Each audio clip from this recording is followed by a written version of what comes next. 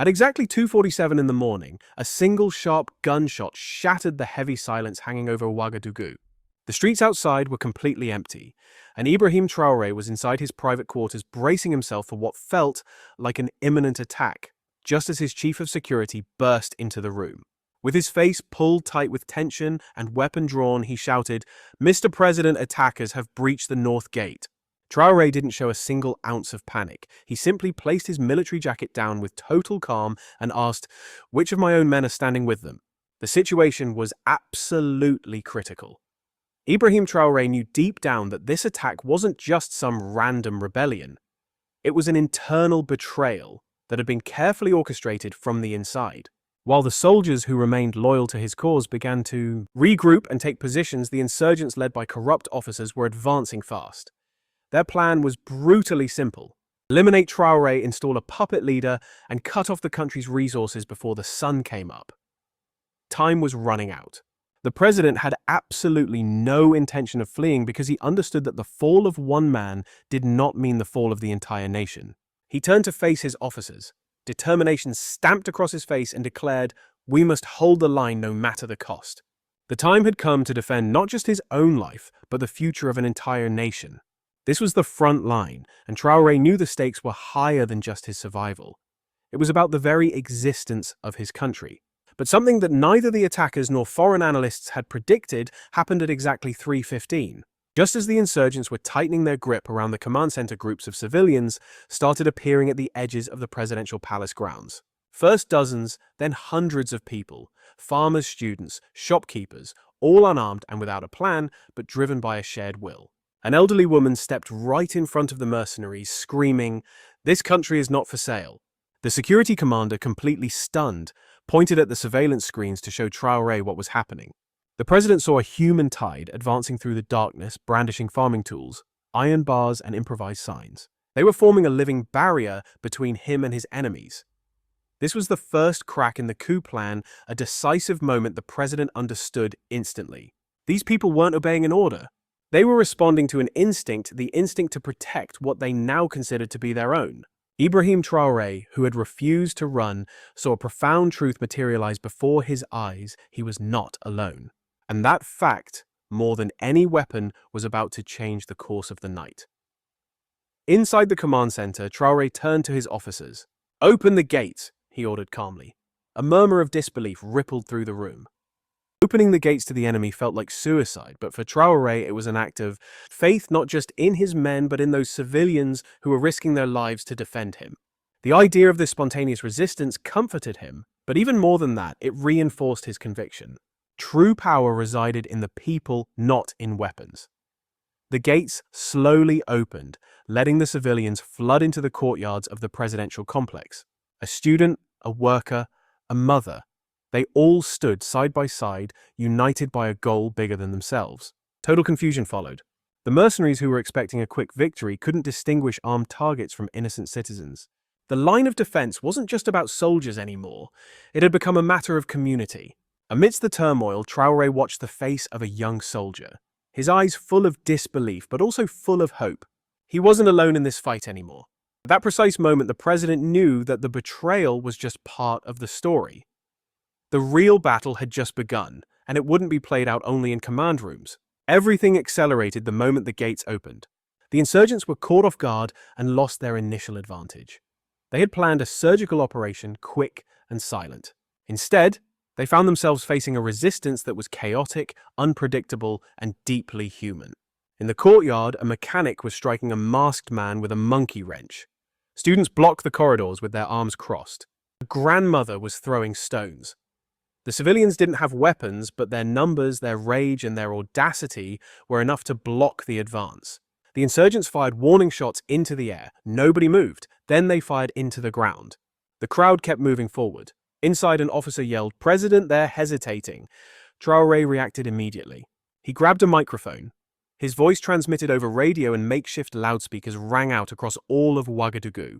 "Brothers and sisters, go home. This is not your war. I cannot accept you dying for me." A few seconds of silence followed. Then a shout came back through a megaphone. "We are already home, Mr. President. Burkina Faso is our home. It was Amiata, a schoolteacher standing atop a car, her face tight with tension, tears mingling with the sweat on her skin. Behind her, dozens of people chanted her message in unison. The energy of the crowd shifted instantly. From a defensive stance, it morphed into a conquering force. The mercenaries began to fall back. Their strategy, built entirely on fear, was failing against this unyielding mass. They were no longer confident attackers. They were becoming trapped intruders. Ibrahim Traoré, his eyes fixed intently on the surveillance monitors, whispered under his breath. This is no longer a siege, it is an uprising. At 3:45 a.m., the situation reached a tipping point. According to internal communication logs, more than 2,000 calls had been made to the capital in less than 30 minutes. Parents, friends, neighbors, citizens were alerting each other, coordinating and organizing. An improvised network of resistance was coming to life without a single designated leader. This went far beyond any tactical prediction. By 4 o'clock, the first waves of loyal military reinforcements arrived at the outskirts of the city. Their movement had been triggered by a direct order from Ibrahim Traoré himself, sent urgently through encrypted channels. These units, stationed more than 60 kilometers away, had left their base in record time. Their presence immediately shifted the balance of power. This was no longer a besieged bastion, it was a reconquest. In Saint-Chumier, the forces of Captain Dio, loyal among the loyal, retook the military headquarters located east of Ouagadougou. There they arrested Colonel Zongo, catching him by surprise as he was burning confidential documents. This operation unfolded in less than 9 minutes, without a single shot being fired. Zongo, who still believed in his victory, only understood the reality when he saw the cold stares of his former subordinates. Every single piece of data revealed the exact same message. The responsiveness of the people and the loyal units had been absolutely lightning fast. The gap between what the conspirators expected, a paralysis driven by fear, and what they actually got, a collective awakening, was their downfall. Traoré had never bet on the numbers, but that night, the numbers told a story that bullets alone could not finish. They told the tale of an extraordinary mobilization, a speed of execution that even the manuals of war do not foresee. And above all, it validated what Traoré had sensed from the very beginning: this country would not react like the others. He had just proven that popular cohesion could defeat mercenary precision. Some observers claimed that this popular reaction was a matter of emotion, not strategy. They pointed out that allowing civilians to penetrate a military site in the middle of an attack constituted a serious security breach. For them, Ibrahim Traoré had taken a reckless risk, endangering not only his own life, but the integrity of the state itself. Others, on the contrary, believed that this popular mobilization proved a weakness in the state apparatus. If citizens have to physically defend their president, it means the institutions are failing. They saw in that night a victory by default, the symptom of a poorly structured power relying too much on the charisma of one man. But the facts contradict these interpretations. First of all, the loyal military units were not absent. They had been deliberately sent away by fraudulent orders, a strategic manipulation that was revealed later in the investigations. Secondly, the popular reaction did not replace the army. It filled a temporary tactical void with an efficiency that allowed command structures to be preserved until the faithful forces returned. Finally, post-coup data confirms that on that night, no major institutional building was lost. No civilian accessed sensitive zones, and the coordination between civilians and soldiers happened in a spontaneous yet disciplined manner. Far from an anarchic drift, this mobilization showed that trust can generate a completely new form of order. Traoré's gesture was not an abandonment of military protocols. It was a bet on social cohesion, and it was a winning one. In the heart of the confusion, a chilling truth emerged. By cross-referencing mission orders and recent assignments, Traoré's team discovered that 3 of the president's most loyal officers had been removed from the capital less than 72 hours before the attack. The order bore the signature of Colonel Zongo. This was not negligence. It was a preemptive neutralization operation. But this detail, which could have driven the president to despair, produced the exact opposite effect. By identifying the betrayal within the administrative gears, Traoré realized he still held a weapon, conscious, informed, and indignant loyalty. It was no longer a question of defense. It was finally time to strike back. The counter-coup operation had officially begun. They never expected to be exposed like that. For the state, the consequences were immediate and severe. In less than a single week, the 3 ringleaders of the plot were in custody. Colonel Zongo was caught red-handed in the act of burning sensitive documents, while General Urago was intercepted carrying $300 in cash, and Commander Cabaret was tracked down in a safe house still actively trying to coordinate the operation. These high-profile arrests succeeded in temporarily restoring the balance of power, but more importantly, they exposed just how deep the internal rot really went. A specialized counterintelligence unit was established the very next day, reporting directly to the presidency. For the business sector, the shockwave hit on two fronts. On one hand, several prominent local business figures were implicated for funding the logistics and weaponry behind the plot. On the other, certain foreign mining corporations, never explicitly named but heavily suspected, saw their contracts immediately suspended pending a full audit. The market reaction was brutal, seeing a 9% drop in the sub-regional stock index, followed by a temporary freeze on all new investments. For the ordinary citizens, the impact was profound, yet paradoxically it brought a renewed sense of hope. The people, having saved their president, felt for the very first time that they were truly key players in the political arena. In the days that followed, over 2,000 citizen collectives spontaneously sprang up, stretching all the way from Ouagadougou to Fada. Public forums emerged everywhere, demanding full audits, transparent budget publications, and strong legal protection for whistleblowers. Staying silent was simply no longer an option for anyone. Across the region, the event spread like wildfire. In neighboring Niger and Mali, popular movements began citing the Knight of Ouagadougou as their inspiration. The name Ibrahim Traoré, already a fixture in the media, transformed into a symbol, the living antithesis to the classic military coup. Within certain diplomatic circles, people are even whispering about a reverse domino effect. Not a contagion of instability, but rather a contagion of popular resistance, spreading across borders. Traoré, previously seen as a charismatic but isolated soldier, had ascended to a new status, a president held up by his people rather than one hiding behind palace walls. Scenario number 1, progressive stabilization. The promised reforms are actually implemented, and public trials help to restore the people's trust. Foreign companies cooperate to renegotiate contracts under the watchful eye of international auditors, and the army undergoes significant restructuring. Frequent command rotations help reduce the risk of internal factions forming. A transition toward more transparent governance begins under citizen surveillance. Scenario number 2, institutional deadlock. The popular fervor dies down, but the traditional power structures stubbornly resist any real change. Tensions begin to flare up between the mobilized civilians and the administrative elites. Trials get delayed, transparency measures hit a wall of bureaucratic opacity, and a sense of democratic fatigue sets in. Momentum turns into inertia. Scenario number 3, the resurgence of underground networks.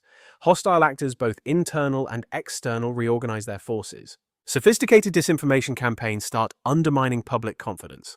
Pockets of the army that weren't purged re-establish contact with external backers, and localized unrest breaks out. A new coup becomes conceivable, only this time it would be more discreet, more legal. Facing these scenarios, one truth becomes undeniable. The survival of a president does not guarantee the survival of the entire system. The Burkina Faso people proved they could rise up in a single night. But the vigilance that saves a man must evolve into the vigilance that shapes a nation. For political players and international elites, the events in Ouagadougou simply cannot be ignored. This isn't just a heroic act by an African leader. It is a powerful message sent to foreign powers and neighboring governments alike. Burkina Faso is not a playground for external ambitions. Power dynamics must be reconsidered, whether in economic forums or diplomatic halls. For Burkina Faso citizens, this episode has transformed their role from mere spectators into active protagonists. The images of crowds forming a human shield around their president have become an enduring symbol. The question now is not whether such an event can happen again, but how this mobilization can be sustained in daily life. Every citizen, every student, and every worker can now feel invested with a sense of collective responsibility. And for the African youth, that night was a dazzling demonstration of what united peoples can achieve in the face of tyranny. Social media networks have propelled this moment beyond borders, inspiring millions of young people across the continent to rethink their relationship with power. The actions taken by these people are far from finished. From this point forward, it demands a continuous and unwavering commitment. Real change necessitates constant vigilance, open dialogue, and active participation in the management of the state. To guarantee the sustainability of reforms and the stability of Burkina Faso, several critical steps must be undertaken immediately. First, we must strengthen transparency within the administration by publishing national budgets in real time and organizing public meetings, held monthly and open to the entire population in order to openly discuss political and economic decisions. Next, we must regenerate the armed forces and continue the rotation of military officers to avoid any dangerous concentration of power. We need to create a civic training program for soldiers to strengthen and rebuild their bond with society. Then establish a truly independent surveillance commission. This will group together representatives from civil society, journalists, and legal experts to monitor the progress of reforms, identify cases of corruption, and ensure that former conspirators are brought to justice in a completely transparent manner. After that, we must establish mechanisms for popular participation, encouraging the formation of local committees that will interact directly with government institutions to ensure communication between the state and its citizens, particularly in rural regions. Finally, we must consolidate national unity, encouraging a national dialogue between the different stakeholders, including opposition groups, to create a consensus on reforms and guarantee that all segments of society feel truly represented. Every step requires active cooperation between public institutions and the citizens. Change will not be immediate, but by pursuing this path, Burkina Faso could not only recover, but become a model of participatory governance for the entire region. The day was slowly rising over Ouagadougou, and the shadows of the night were gradually fading away. Ibrahim Traoré stood solemnly before the monument erected in honor of the 7 civilians who had fallen that night. Their names were engraved in the marble, and the nation stood there with him. He remembered the moments spent with them, those women and men who had given their lives not for a president, but for an idea. The idea that the nation belongs to its people and that loyalty is not an act of submission, but of resistance. He placed his hand on the monument, a simple gesture, but one heavy with profound meaning. These men and women were symbols, but they were also heroes in their daily lives. Their sacrifice was the foundation of a new Burkina Faso. Traoré, exhausted by the night of struggles and sacrifices, felt the immensity of this responsibility. But he knew that this nation would never again find itself in submission. The sacrifice of these citizens was not in vain. The story of this night in Ouagadougou does not end with the dawn. It truly begins now, in the streets, in the homes, and in the heart of every Burkinabe citizen. The path toward a fairer and more transparent future will not be easy, but it is within reach. Every decision, every daily action is a step toward this reinvented Burkina Faso. For you, dear citizens, this is the moment to take part in this new era. Participate and make your voice heard. Be the guardians of this change. Engage with your communities. Join forums and above all demand transparency, fairness, and justice. Burkina Faso belongs to its people. Make sure that this truth remains alive every single day.